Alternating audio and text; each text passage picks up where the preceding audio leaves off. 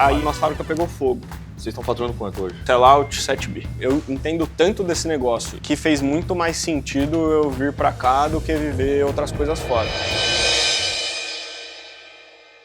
Antes da gente dar sequência, tem muita coisa ainda para ver. Eu queria fazer um Q&A rapidinho com o Marcelinho. Tem muitas coisas que eu tenho dúvida e que acho que muitos de vocês têm também. Queria algumas coisas no ambiente seguro que respondam numa boa.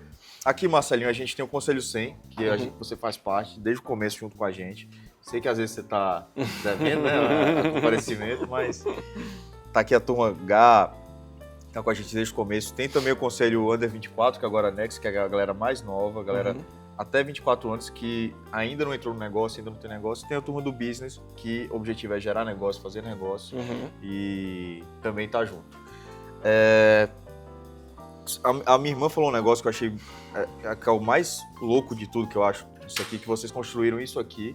Vocês estão faturando quanto hoje? Sell-in 4 e pouquinho, sellout 7 bi. Total? Sellout é franquias, o que os franqueados vendem pra fora, né? E então vocês estão com um negócio 7 bi que o cap table é 100% próprio. Como que vocês pensam nisso? Como que vocês pensam em próximo momento, IPO? O Igor me perguntou, porra, vamos para IPO? Eu sei a resposta que já me falou, mas como que é essa estruturação dentro e futuro, assim, de expansão? Tá. Cara, a Cacau é uma empresa que sempre teve um crescimento orgânico, né? Então a gente nunca teve dívida, nem nada do tipo, porque ela sempre foi muito geradora de caixa. A gente sempre se preocupou com os mínimos detalhes em termos de despesa, em termos de custo também, mas sem errar a mão no custo, que talvez tenha sido o erro dos nossos concorrentes de diminuir a qualidade do produto que eles fazem, né? Então a Cacau, ela sempre gerou muito caixa, não é algo que a gente vê como próximo passo um IPO, por exemplo, a não ser que fosse algo extremamente estratégico, mas eu acho que a gente já caminhou para um lugar que, enfim, estamos fazendo esse investimento novo, numa área nova, então a gente tem lição de caso suficiente, digamos assim. E nossa palavra do ano é foco, então a gente precisa entregar tudo que a gente tem que entregar, desenvolver todos os nossos projetos. Então a ideia é continuar crescendo. Eu já estava na empresa há um tempo, tive que voltar para terminar a faculdade, agora eu estou de volta para ficar para sempre, minhas irmãs estão começando a vir também, então sem muitas emoções nesse sentido mais mercadológico da coisa para esse momento, né? Por agora é só seguir no processo de sucessão mesmo. E falou, vamos fazer. Ele foi para uma feira na Europa para comprar máquina de fazer chocolate, falou, puta, já que nós vamos estar lá, a feira é na segunda, vamos na sexta, final de semana a gente passa na Itália para ver a turma que faz montanha-russa. Aí ele não se aguentou e saiu comprando, ele voltou com mais máquina de fazer diversão do que de chocolate, então... E aí, sem ter onde colocar. E, cara, essa história vale contar. Sem ter onde colocar. A ideia era fazer o parque aqui do lado. Sem ter onde colocar a montanha-russa, nada, não tinha terreno pra isso. E aí, a ideia era colocar aqui do lado. E aí, vai dar fé de cada um, né? Mas eu acredito muito em energia, em Deus. E, cara, ele voltou, sem ter onde colocar. Não cabia aqui do lado. Aqui do lado tem 100 mil metros. A gente vai estar falando de um parque de 700 mil metros, fora toda a parte de desenvolvimento que ajuda o negócio a parar de pé também. E aí, beleza, voltou comprado, ok, ficou esse BO para resolver, mas demora para entregar, né? 2 anos, tem tempo para comprar o terreno. Cara, aí nossa fábrica pegou fogo. Nossa fábrica pegou fogo, um pouco antes ele já estava pensando em como fazer as filas do parque e a gente comprou a PAN, que quebrou, que fazia moedinha de chocolate, cigarrinho de chocolate. A gente comprou todas as máquinas de dentro da PAN, porque enquanto na fila lá no Universal você vê as coisas tudo like real, a nossa ideia era de fato botar as máquinas reais. Então a gente comprou as máquinas da PAN, que iam jogar fora, para fazer decoração. E aí ele falou, bom, queimou, beleza. A gente tem máquina que embala 1000 trufas por minuto, na PAN tem máquina que embala 100, mas para quem queimou de 1000 é melhor 100 do que nada. E aí ele ligou para a filha do antigo dono, e aí ele falou, pô, vou precisar das máquinas, tal. Tô passando aí. Aí, beleza, ele foi lá, encontrou a moça, tal, a conversa ótima, falou, puta, você sabe, isso aqui é massa falida, a gente não tá ganhando nada com com a venda desses ativos, mas meu pai deixou mais um ativo que a gente gostaria de te vender e tal, se você tiver interesse, uma fazenda na Castelo Branco. Aí ele falou, puta, nem fudendo, eu tô cheio de coisa pra fazer. E aí ela falou, não, mas meu pai tinha vontade de fazer um parque, essa história do parque não era pública pra ninguém, ela não sabia. Falou, meu pai tinha, e o pai dela era do sindicato, como é que é o sindicato invertido lá? Patronal, na época, tinha uma relação com meu pai, ele meio que brincava do meu pai ser o sucessor dele na PAN, quando ele começou lá atrás. Cara, aí me montaram no helicóptero, foram lá, fazenda perfeita, na beira da Castelo, foi onde nós compramos, KM84. E aí agora tem um lugar pra colocar. É do lado da Ica ali, né? Da onde? Da Ica ali, da frente tem uma Ica. É um pouquinho antes do Jockey deslocar. É, do Jockey, isso. Cara, a gente investe 100 milhões hoje em marketing e a gente fatura aqui, né? Então, esses 4 e pouco, então é bem abaixo. Então, tem isso que a Van falou, né? Talvez seja uma das melhores estratégias de marketing que a gente poderia achar, é um investimento pesado, mas a gente não se contenta com isso, não é, bota em despesa de marketing e boa, não é isso, o negócio tem que parar de pé. Então, tem algumas estratégias, assim, o público é o X da questão. Né, a gente modela e sempre chega acima de 3 milhões de pessoas. A gente tem capacidade para mais do que isso, inclusive a gente está fazendo arquitetura para isso, porque não dá para a gente falar que são 2 milhões de pessoas, recebe 4 e tem 1 hora de fila para o banheiro, 3 horas de fila na atração, não é isso que a gente quer. Então a gente está dimensionando um parque. Então se tudo der certo, acho que é algo como 4 anos, algo assim. 5 anos. Fora o marketing. Mas, fora o marketing e fora todo o desenvolvimento imobiliário em volta, né? Que é aí que tá o dinheiro de verdade. É real estate. Cara, e a principal âncora é o parque, essa é a ideia. A gente criar depois condomínios, clubes, enfim. Que virou a Castelo Branco, como vocês estão fazendo. Exato. Aeroporto, shopping. Exatamente. Gigantesco. É um projeto total, que 10 bi, 15 bi. Cara, com real estate? Uhum. Não tenho a menor ideia. Porque eu não sei. Não, porque eu não sei se nós vamos vender lote ou se nós vamos vender casa pronta. Uma coisa que a gente.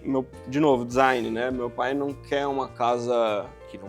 Que destoe. Exato, entendeu? Então a ideia é ser muito como é Celebration na Flórida, que você tem padrões muito específicos. A gente já entendeu que a lei aqui é bem complexo de você mandar em como as pessoas fazem as coisas nas residências delas, que por um lado faz sentido, por outro talvez fuja um pouco do que a gente quer. Então, muito provavelmente a gente deve construir as casas também. Então, vender a casa pronta ou, sei lá, criar alguns templates e a pessoa escolhe. A gente ainda não achou esse modelo, então eu não sei te dizer. Para todo mundo aqui que tem negócio, porque, eles conseguiram pegar com os dados dos clientes deles e vender outros serviços, vender outras coisas, fidelizar, ter recorrência, cross-sell, upsell. Exato. A ideia, inclusive, agora a gente implementou o VAI, que é a venda adicional incentivada. Então, o cara, ele vai na loja, tal, e aí quando ele chega no caixa, ele passa todos os produtos, aparece um pop-up, olha, falta só tantos cacaus para você alcançar, ganhar um lacreme, sei lá. E aí a moça vai lá e fala, olha, falta tantos cacaus, tal, estimula aquela venda. Isso porque a gente ainda não tem um Big Data, mas a gente deve implementar para esse ano, porque a ideia é exatamente essa, fazer o cross-sell. Eu sei que esse cliente sempre leva lacreme, hoje ele não está levando. Vai aparecer um pop-up no PDV, ofereça um lacreme para ele que ele não está levando. Pô, Theo, caralho, você não tá levando o lacreme que você sempre leva, não sei o que e tal. Enfim, não só isso, como cross-sell também. Então, a trufa de pistache, sei lá, é muito querida por pessoas que têm um perfil de consumo parecido com o teu. Enfim, claro que com uma linguagem muito mais comercial do que essa, mas a ideia é essa, usar os dados para vender mais, né, para melhorar a experiência. Agora a última pergunta pra gente abrir, é uma pergunta mais pessoal. Você já teve desafio de entrar na empresa, sair, espaço, onde você entra, como você não entra? Cada um aqui tem um momento diferente, mas sim. Qual foi o maior desafio E como que você conseguiu e vem conseguindo angariar seu espaço? Você criou um projeto que foi gigante, você mostrou o resultado. Uhum. Mas como que é esse desafio dessa relação familiar, principalmente um negócio tão grande e que é tão pequeno no corpo societário como o seu? Sim. Pô, o Gabrielzinho, nós já trocamos ideia sobre isso, me ajudou demais. Cara, eu acho que é muito individual, né? Isso é bem óbvio, porque depende muito de quais são os problemas. Eu acho que tem vários que são comuns, mas eu nunca tive problema do tipo meu pai dar liberdade de criar. No entanto, não é criar qualquer porcaria. Tem que entregar resultado e tem que trabalhar muito. Então a gente tem um horário aqui bem puxado e ele me cobra mais do que o normal. E isso durante muito tempo foi um desafio para mim, cara, porque eu acho que sendo criado dessa forma, a gente acha que a gente merece algumas coisas, né, que, puta, se você voltar 30, 40 anos atrás, porra, e pensar onde nossos pais estavam com a nossa idade, é uma loucura, é uma verdadeira loucura. Meu pai começou com $500, isso é muito bizarro de imaginar. Então eu fiz muito esse exercício de desnormalizar coisas que para mim eram extremamente normais.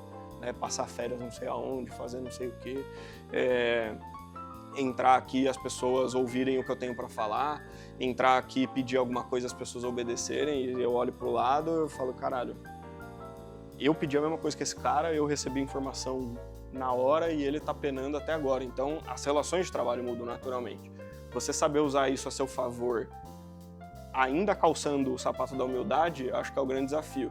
Então, passou muito por isso, assim, desnormalizar coisas que eu achava que eram absolutamente normais. Eu não enxergava meu pai como a pessoa que ele é, que hoje eu vejo, caralho, o cara é muito louco e muito foda, assim, sabe? Eu acho, a opinião de vocês é de vocês e tá tudo certo. Eu não acho que... Eu tomo muito cuidado para não soar arrogante, sabe? Então, por isso que eu falo desse jeito. Mas eu acho ele uma pessoa muito foda. Se ele não fosse meu pai, eu continuaria achando ele uma pessoa muito foda. Então, eu me inspirei nesse lugar, ao invés de, caralho, eu acho que eu consigo fazer melhor. Eu acho que eu consigo fazer algumas coisas melhor, mas eu preciso tentar primeiro, não adianta eu falar que eu acho. Ou querer palpitar numa reunião de conselho, numa reunião de diretoria, sem ter profundidade suficiente para falar o que eu tô falando, porque eu vi no INSPER e meu pai não fez INSPER e não sei o quê. Entende? Então, tem que voltar, calmar a bola, baixar. Eu acho que é esse sempre o desafio, né, cara? Porque nós fomos criados desse jeito, é parte culpa nossa e parte não, é uma coisa meio doida, mas no fim é sempre, porque quem vai sofrer a consequência somos nós mesmos, né? Então, e meu pai sempre foi um cara que foi muito claro, assim, ele falou, bichão, não vai sobrar nada pra vocês, tá? Eu vou mandar tudo pra fora, se ninguém quiser trabalhar, vai tudo ser doado, nas regras de trust lá fora, nada a ver com as regras, as leis brasileiras e tal. Então eu sempre fui criado um pouco nesse se vira, exato. Em casa é parecido. E acho que isso faz muito bem, sabe? Faz bem pra caralho. Tem gente que quebra no meio do caminho, né, cara, mentalmente, porque acho que daí não teve uma base mais sólida no início da infância. Eu lembro que meu pai não deixava eu abrir todos os brinquedos que eu ganhava de, sabe, festa em buffet. Você ganha um monte de presente, né, era um por semana. Pra não acostumar com aquela abundância, aquela coisa toda. Curte cada brinquedo de uma vez. Então eu tive uma base bem sólida nesse sentido, acho que me ajudou depois a ter esse output, mas nem todo mundo tem isso, então eu entendo que os desafios são um pouquinho diferentes, né? Mas no fim eu acho que, pô, a gente muitas vezes é um pouco arrogante de achar que a gente sabe de tudo, que a gente é bom, que é melhor. E não, velho, porra, tem que quebrar a cara. E ser melhor do que quem tá trabalhando, é a nossa obrigação. Não é ser melhor que o pai, é diferente. Total. Quando eu aprendi isso, velho, eu comecei a escalar. E você falou um negócio que é usar do que você tem de artilharia ao seu favor, não contra. Não é esconder seu sobrenome. Exato. Mas é você trazer isso e ter chão pra crescer. Exato. Hoje eu sou gerente aqui. Cara, eu comecei nesses summer jobzinhos, né? E aí, quando foi 2019 que deu a pandemia, a ideia era fazer um programa de trainee para me receber, porque a gente não tem isso aqui. Então, beleza, você vai passar na área, você vai conhecer e você vai entregar um projeto, você não vai ganhar nada, tá tudo certo, beleza. E aí eu comecei, aí eu entreguei um projeto lá no RH, só que o meu segundo projeto já foi esse do Cacau Lovers. E aí, cara, era só um gerente acima de mim e tinha e eu tava com cargo de, sei lá, analista, qualquer coisa. O estagiário, sei lá. E aí ele saiu, mas ele me preparou para assumir tudo que ele tava fazendo. E aí eu comecei a fazer tudo que ele tava fazendo. Aí eu falei, caralho, eu tô fazendo tudo que um gerente estava fazendo, portanto... Mas não foi assim. Fala, porra, como é que nós vamos fazer isso aqui? Um moleque de 19 anos, gerente, não, de jeito nenhum. Você vai ser, acho que era especialista de CRM, o cargo, o nome lá. Que na equivalência é como se fosse um coordenador. Então aí eu consegui dar uma boa avançada, porque foi uma oportunidade, eu abracei todas as funções que eu estava fazendo, não tinha por que não ser, né? Mas eu tive um pouco de dificuldade de lidar com o time, eu não tinha nada de liderança ali naquele momento, ainda estava meio... eu sempre fui muito tímido, né? Muito introspectivo, então eu estava meio para dentro. E aí eu voltei para a faculdade, e aí quando eu voltei para cá, pro tamanho do que eu estava querendo fazer, e aí o exercício foi mais ou menos o mesmo, do tipo, ó, fica 6 meses aqui, até deu certo com o último semestre da faculdade, que o INSPER te libera para fazer estágio no último semestre, então fiquei acompanhando do lado do meu pai todo dia, só ouvindo, quieto, só ouvindo, e aí ele falou, beleza, agora você vai ficar mais uns 2, 3 meses vendo algumas áreas específicas que eu tô precisando de ajuda, e você monta o que você entende que tem que ser feito. E aí, quando eu montei o que eu entendi que tinha que ser feito, tinha uma cadeira vaga de gerente de People Performance dentro do RH. E, cara, não adianta. Tem muita politicagem dentro de todas as empresas, mas acho que empresas um pouco maiores e que lidam com vários setores diferentes, tem ainda mais.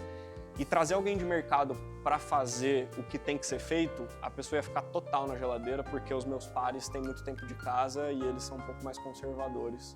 Então, às vezes é meio foda que eu quero falar, caralho, né, usar o sobrenome pra, porra, bota pra andar isso aí, mas não dá, não pode ser assim, nunca usei, tomo muito cuidado com isso. Mas tinha que ser alguém que não tem medo de ficar na geladeira, que não tem medo de falar, tem acesso direto com o cara mais importante daqui, exato. Então acabou rolando, então eu tô aí, gerente, aí o que acontece comigo automaticamente vira uma regra para as minhas irmãs também, então quando elas se formarem na faculdade, elas podem entrar até, mas as histórias são um pouquinho diferentes, então é isso, é meio de baixo, mas não... É que assim, cara, tem umas coisas que são umas simulações que parecem não fazer tanto sentido, sabe? Eu conheço muito mais essa empresa do que qualquer analista, então por que me colocar nesse lugar?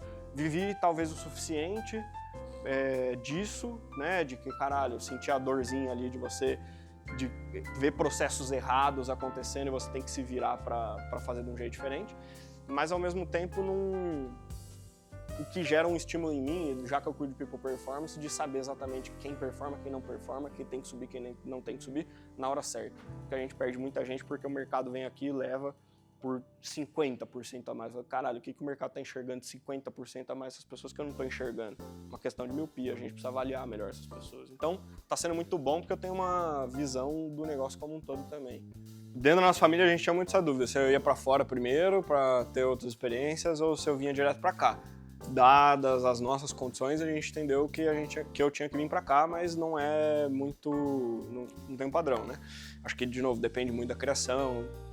Agora, o racional por trás disso foi... Eu entendo tanto desse negócio e nós estamos precisando de gente que entende desse negócio, entende principalmente onde a gente quer chegar, qual que é o perfil de pessoas que a gente quer ter aqui e etc e tal, que fez muito mais sentido eu vir para cá do que viver outras coisas fora. Em relação à faculdade, eu não queria fazer faculdade nem fudendo, meu pai não fez, eu tava muito na mesma cabeça, e aí ele meio que não, 100% obrigou, e eu comecei sofrendo demais. Eu entrei no INSPER voando, tipo, passei na primeira lista, falei, caralho, vai ser fácil, porque na escola eu nunca tinha estudado antes, eu juro por Deus, ia pra prova, eu fiz todos os vestibulares sem abrir um caderno e passei bem. Só que aí já me ferrei no primeiro semestre, tal, fui enroscando, porra, parece matemática pura aplicada com tecnologia, aquela porra. E aí eu falei, não é isso que eu quero da minha vida, mas me deu uma patente. Aí beleza, aí eu vim pra cá, começou a dar certo com a Call Lovers, estava trancado, porque na verdade em 2020 meu pai fez 50 anos, a gente ia fazer uma viagem que a gente ia ficar 9 meses viajando por 50 países. Então eu tranquei o Insper. Infelizmente não rolou e talvez nunca mais role essa viagem, porque eu estava num momento da vida ali com irmãs e minha pessoa na faculdade e tudo mais, que tava para todo mundo parar a vida por um ano. Então, quando eu vim desenvolver o trabalho, eu estava trancado na faculdade, eu estava 100% aqui. Falei, porra, graças a Deus, me livrei da faculdade, nunca mais vou voltar, né? Tava indo bem. E aí ele falou, quando voltou o presencial no Insper, falou, viu, passa esse BO aí que eu quero que você volte para aula semana que vem. Falei, beleza.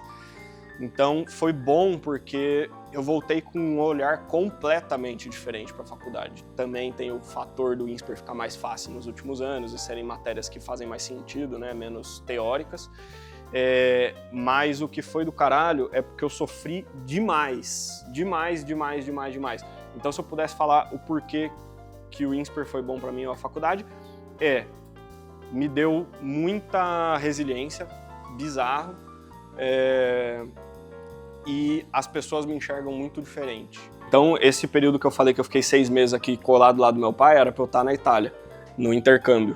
Já tava tudo certo, eu já tinha passado em Bocconi lá, tava tudo organizado. E você sabe como é, né? É tomar sol 6 meses, esquiar 3 e tomar sol 3 e viver uma vida de burguês absurda. Full, na máxima. Tem que mamar assim, né? E, cara, e tá tudo certo, cada um com a sua vida, tá tudo bem.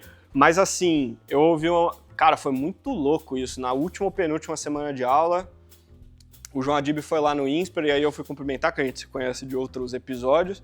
E aí ele falou, porra, fica aí pra assistir. Eu nunca tinha ouvido a palestra dele e eu ouvi. Eu saí daquela palestra e falei, esquece, eu não vou pra Itália mais. Eu vou ficar sentado lá do meu pai, aprendendo, e depois eu vou vir pra trabalhar direto. E foi a melhor coisa que eu fiz, cara, honestamente, assim, pro que eu quero.